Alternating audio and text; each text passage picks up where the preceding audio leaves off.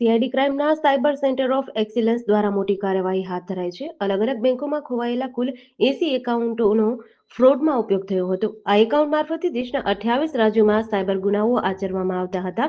કુલ 1535 cyber fraud કેસો આ network સાથે જોડાયેલા હોવાનું ખુલ્યું છે.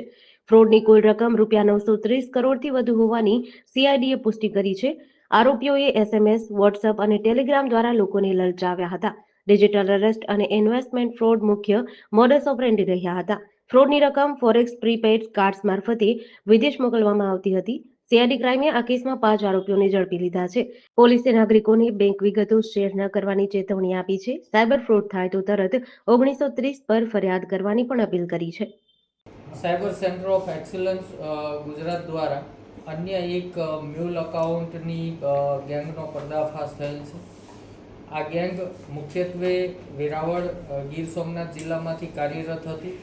આ ગેંગના 5 આરોપીઓ, જેઓના નામ છે અબ્દુલ હફીઝ પાનવાલા, મુસ્તાક ખાનાણી, શબ્બીર ભડેલા, મોહમ્મદ તાહા શબ્બીર ભડેલા અને ગગજી રાજપૂત.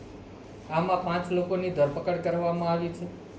આ ઇનપુટ જે છે એ ઇનપુટ જનરેટ કરતા સમયે ધ્યાન પર આવેલું કે 26 જેટલા સેવિંગ એકાઉન્ટ અને 54 જેટલા કરંટ એકાઉન્ટો દ્વારા દુબઈ ખાતેથી ફોરેક્સ કાર્ડના માધ્યમથી 4.26 કરોડ રૂપિયા ઉપાડી લેવામાં આવેલા છે.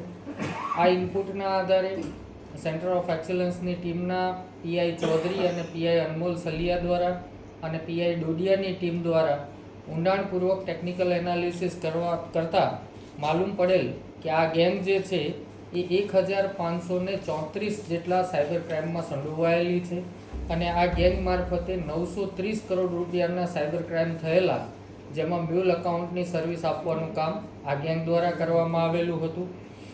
આ ગેંગની ખાસિયત એ છે કે તેઓ તમામે ઇન્ડસઇન્ડ બેંકમાં અલગ અલગ મ્યુલ અકાઉન્ટ ખોલાવેલા અને ઇન્ડસઇન્ડ બેંકના આ મ્યુલ અકાઉન્ટના ફોરેક્સ કાર્ડ એ લોકોએ લીધા હતા, જેની લિમિટ 7 લાખ હતી.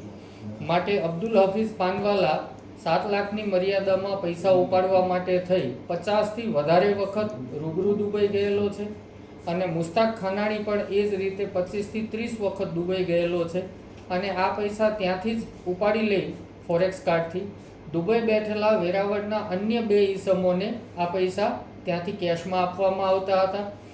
જ્યારે મુસ્તાક ખાનાણી દ્વારા અમુક રકમો ભારતમાં આંગળીયા મારફતે અને રૂબરૂ મુંબઈ બેઠેલા એક ઈસમને આપવામાં આવતી હતી, જે આ 3ની તપાસ હાલમાં ચાલુ છે.